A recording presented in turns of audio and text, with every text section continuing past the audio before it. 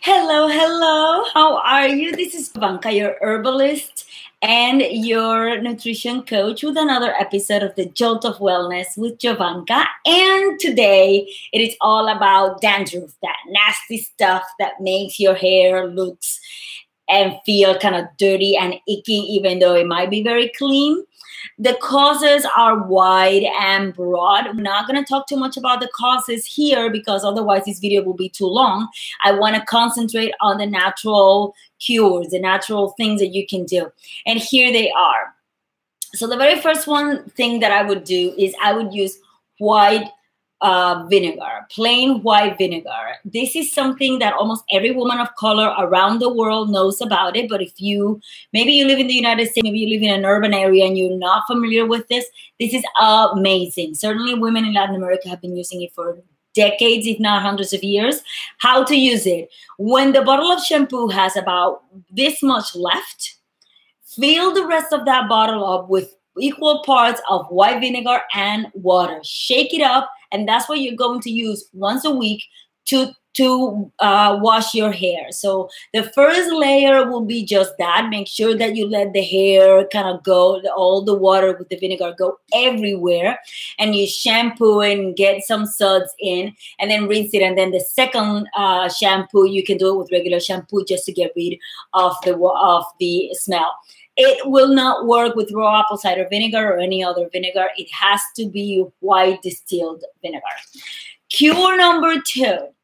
I love my lemons. It's very simple. The problem with lemon is that it's hard to get the lemon in your scalp, right? Because it's little and it's like kind of liquidy. So I would take half of this, squeeze it into a little bowl, and then use this amazing thing, which is aloe vera gel. It could be any brand. I happen to love aloe vera gel because it doesn't really have a strong scent.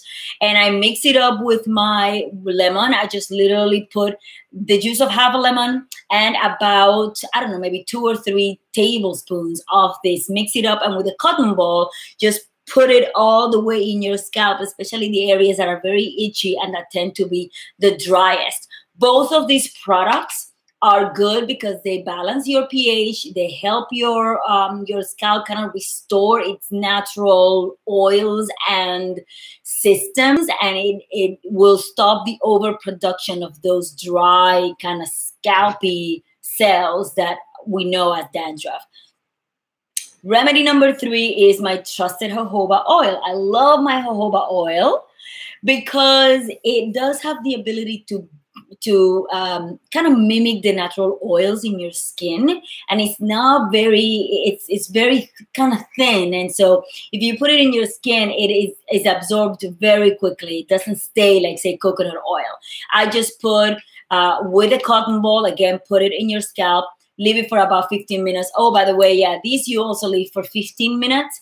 The shampoo is just shampoo in your hair. The lemon with the gel is you leave it for 15 minutes, and then you go and rinse it off normally. Same thing with this. You need to be very careful not to put too much in it because otherwise it's going to weigh down the hair. So make sure that it's only in the scalp. You leave it for 10 or 15 minutes and you rinse thoroughly, and you can actually use the vinegar shampoo in combination with this because it gets rid of the excess of oil like almost nothing else, and it helps balance the pH of the skin in your scalp. Love, love, love my jojoba oil. I use it.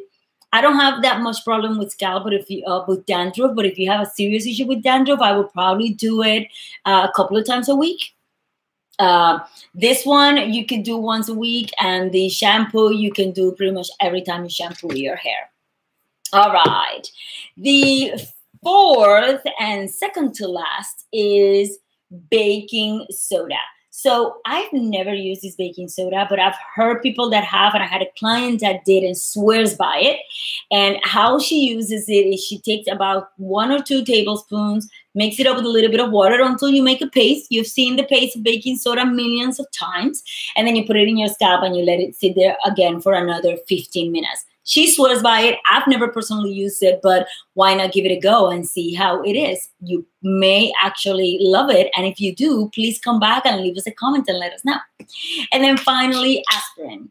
I love my aspirin. Aspirin, you use it the same way. You know, when you've been told that if you have a bouquet of flowers, you put some aspirin in there to allow the flowers to remain alive for a little longer.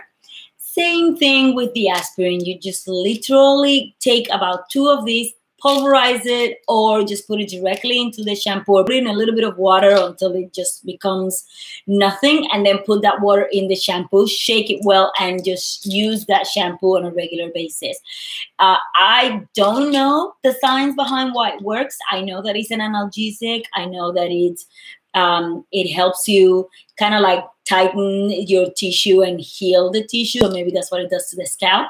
I do know that all of the others are really amazing products for your skin. And so if they're good for your skin, they're going to be good for your scalp, because your scalp, guess what? It's part of your skin. So that's it. That's my episode for today. I hope you enjoy it. If you have any questions or suggestions or other cures that I didn't mention here, please leave a comment below. Let's start a conversation, and make sure that you subscribe for more tips and a jolt of motivation for your healthy, happy, and beautiful life. See you soon.